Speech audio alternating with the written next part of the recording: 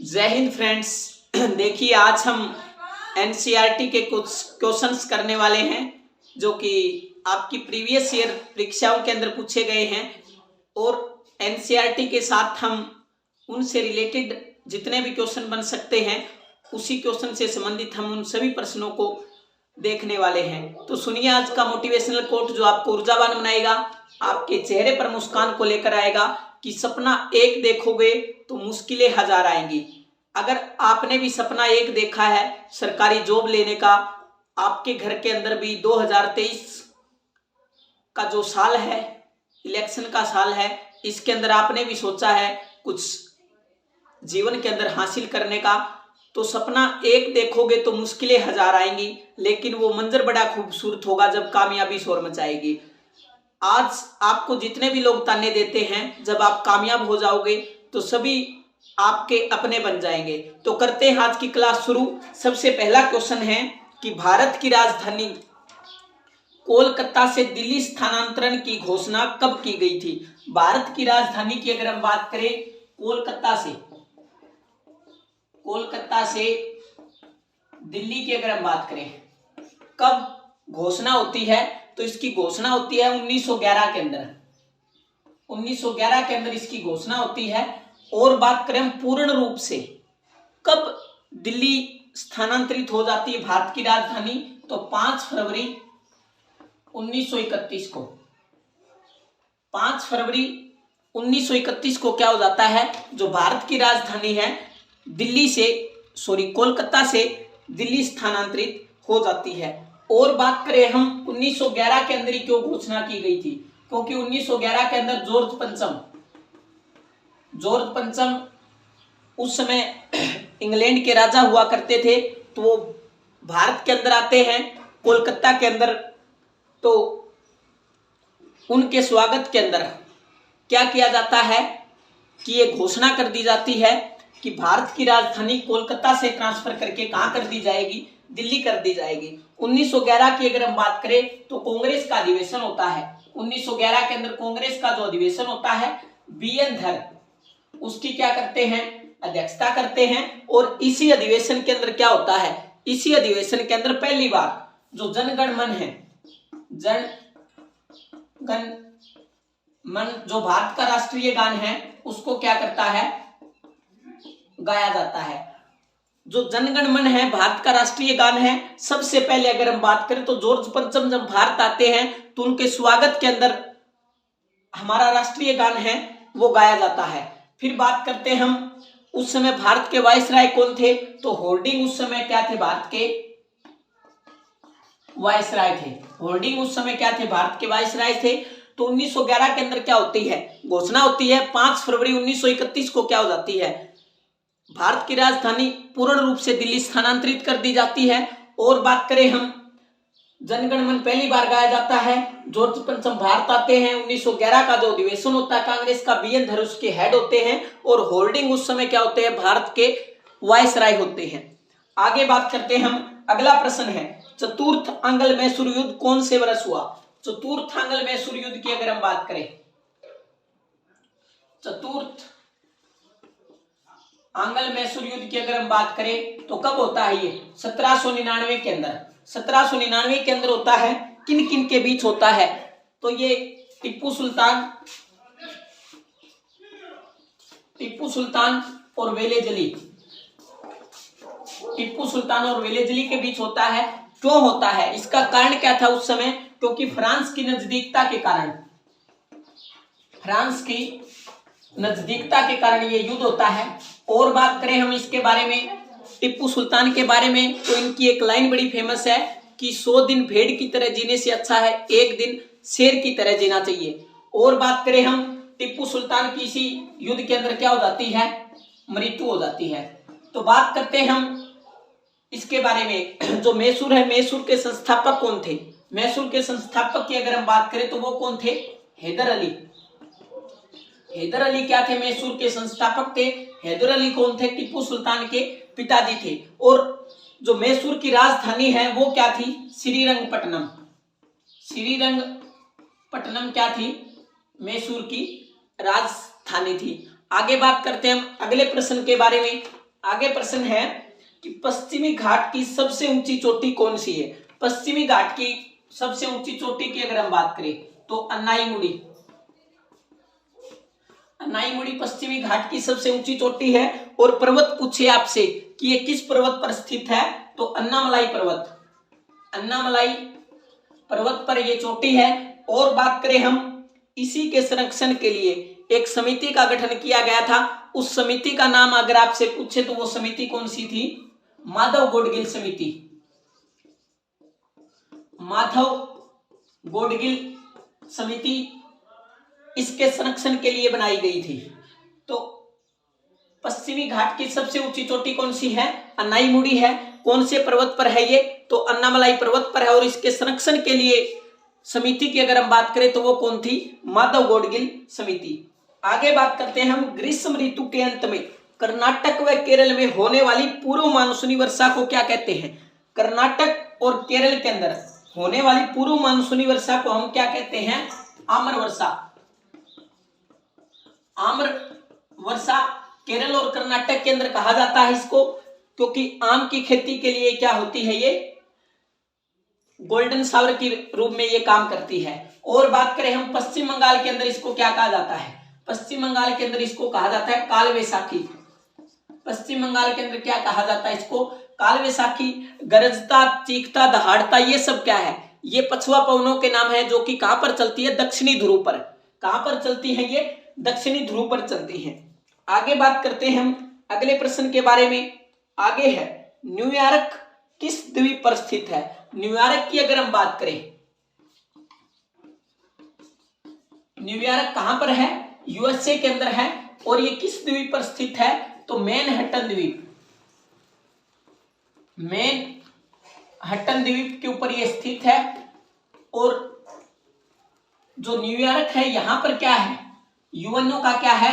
Headquarter है। UNO की अगर हम बात करें तो 24 अक्टूबर 1945 को क्या होती है? यूएनओ की स्थापना होती है। और 30 अक्टूबर 1945 को क्या होता है? भारत यूएनओ का सदस्य बनता है। और बात करें हम यूएनओ के बारे में तो 193वां देश इसका कौन सा है? नवीनतम देश। 193वां नवीनतम देश है इसका कौन सा है? दक्षिणी सूडान। दक्षिणी सूडान क्या है? इसका नवीनतम देश है। तो न्यूयॉर्क के बारे में याद रखना, यूएसए के अंदर है, मैनहट्टन द्वीप पर है। यूएनओ का यहाँ पर हेडक्वार्टर है। 24 अक्टूबर 1945 को यूएनओ की स्थापना होती है, यूनाइटेड नेशन ऑर्गेनाइजेशन, संयुक्त राष्ट्र संघ। और बात करें हम 30 अक्टूबर 1945 को भारत इसका सदस्य बनता है। और बात करें 193वां देश कौन सा है? अंडोरा इसका 193वां देश है। आगे बात करते हैं हम अगले प्रश्न के बारे में। आगे है, अंतरराष्ट्रीय मानवाधिकार दिवस कब मनाया जाता है? अंतरराष्ट्रीय मानवाधिकार दिवस की अगर हम बात करें तो कब मनाया जाता है? 10 दिसंबर को। 10 दिसंबर को ही क्यों? 10 दिसंबर 1948। 10 दिसंबर 1948 को क्या होता है? संयुक्त राष्ट्र संघ के अंदर मानवाधिकार क्या होता है? घोषणा पत्र जारी होता है। मानवाधिकार घोषणा पत्र जारी होता है 10 दिसंबर 1948 को। और उसी दिन क्या मनाते हैं हम? 10 दिसंबर को जो अंतरराष्ट्रीय मानवाधिकार दिवस है वो मनाते हैं। बात करते हैं नेशनल ह्यूमन राइट कमीशन के बारे में, एनएचआरसी के बारे में। नेशनल ह्यूमन राइट कमीशन, इसके वर्तमान में अध्यक्ष कौन है? नेशनल ह्यूमन राइट कमीशन के वर्तमान में अध्यक्ष कौन है? तो जस्टिस अरुण कुमार मिश्र। अरुण कुमार मिश्र क्या है? इसके हेड है। और इसका जो अध्यक्ष बनता है उस अध्यक्ष के बारे में एक बात जरूर याद रखना, क्योंकि इसका जो अध्यक्ष बनता है वो सुप्रीम कोर्ट का मुख्य न्यायाधीश ही जो रह चुका है वही क्या बन सकता है?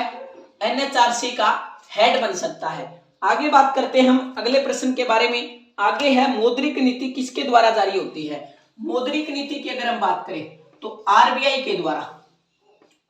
आरबीआई क्या करता है? मौद्रिक नीति जारी करता है। और जो मौद्रिक नीति है इनका निर्धारण कौन करता है? तो वो करता है मौद्रिक नीति समिति। मौद्रिक नीति समिति इनका निर्धारण करती है।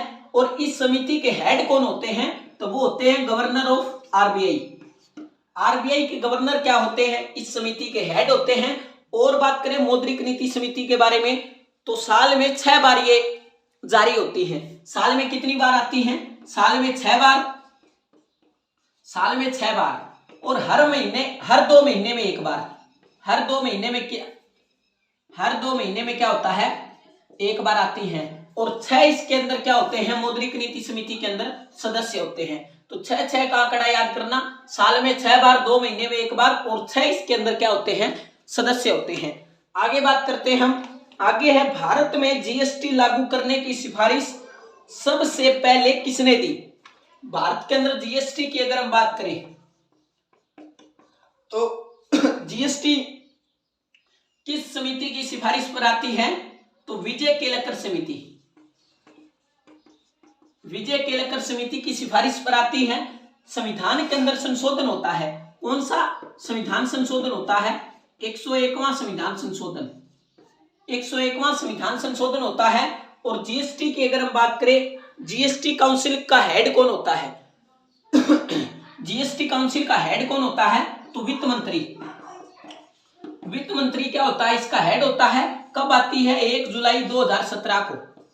1 जुलाई 2017 को आती है। जितने भी जो एल्कोहल और जो ऑयल है उनके ऊपर क्या नहीं लगती? जीएसटी नहीं लगती। और बात करते हैं हम अगले प्रश्न के बारे में। आगे प्रश्न है, और ये किस सूची पर टैक्स है? तो ये समवर्ती पर सूची पर टैक्स है। और इनडायरेक्ट क्या है? ये टैक्स है। आगे बात करते हैं हम, भारत का नवीनतम टाइगर रिजर्व कौन सा है? भारत के नवीनतम टाइगर रिजर्व की अगर हम बात करें तो Ranipur tiger reserve. Ranipur tiger reserve Bharat का नवीनतम टाइगर रिजर्व है। कौन से नंबर का? 53वां।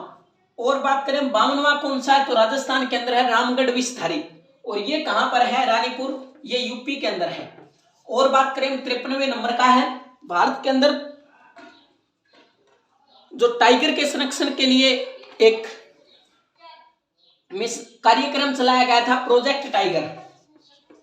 प्रोजेक्ट टाइगर कब चलाया गया था? 1973 के अंदर। 1973 के अंदर प्रोजेक्ट टाइगर चलाया जाता है। और 29 जुलाई को प्रत्येक वर्ष क्या मनाया जाता है? टाइगर डे मनाया जाता है।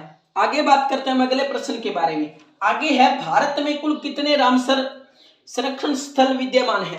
भारत के अंदर अगर हम बात करें रामसर स्थलों की तो कितने हैं? 75 वर्तमान के अंदर क्या है? भारत के अंदर रामसर स्थल है 75। भारत के अंदर क्या है? रामसर स्थल है। ये रामसर क्या है? तो रामसर ईरान के अंदर एक शहर है। ईरान के अंदर क्या है? शहर है। और 2 फरवरी 1971 के अंदर क्या होता है? रामसर के अंदर एक कन्वेंशन होती है। और उसी कन्वेंशन के अंदर क्या घोषणा की जाती है कि जितने भी जो प्राकृतिक संसाधन हैं उनके संरक्षण के लिए एक मिशन शुरू किया जाएगा। उसी मिशन का क्या नाम है? रामसर साइट उनको क्या कर दी जाती है? घोषित कर दी जाती है। और बात करें हम, भारत के अंदर 75 हैं। और भारत इसके अंदर कब शामिल होता है? तो 1982 के अंदर भारत इसके अंदर हस्ताक्षर करता है। और बात करें हम रामसर स्थल के बारे में तो दुनिया का पहला रामसर स्थल कौन सा है? तो ये है कोबोर्ग प्रायद्वीप। कौन सा है ये? कोबोर्ग प्रायद्वीप। कोबोर्ग प्रायद्वीप है। ये कहां पर है? ऑस्ट्रेलिया के अंदर। ऑस्ट्रेलिया के अंदर है। तो कोबोर्ग प्रायद्वीप ऑस्ट्रेलिया के अंदर है, पहला रामसर स्थल है। और 2 फरवरी को ध्यान रखना कि जो आपको कमेंट सेक्शन में बताना है 2 फरवरी को हम कौन सा दिवस मनाते हैं। तो फ्रेंड्स, आज की क्लास में इतना ही। आई होप क्लास आपको अच्छी लगी होगी। अच्छी लगी हो तो लाइक कीजिए, शेयर कीजिए। चैनल पर नए हैं तो सब्सक्राइब कीजिए, जिससे आपको नोटिफिकेशन मिलेगा और हमको थोड़ा मोटिवेशन मिलेगा। तो फ्रेंड्स, हंसते रहिए, मुस्कुराते रहिए, अपने और अपने परिवार का ध्यान रखिए। मिलेंगे नेक्स्ट क्लास में। जय हिंद, भारत माता की जय।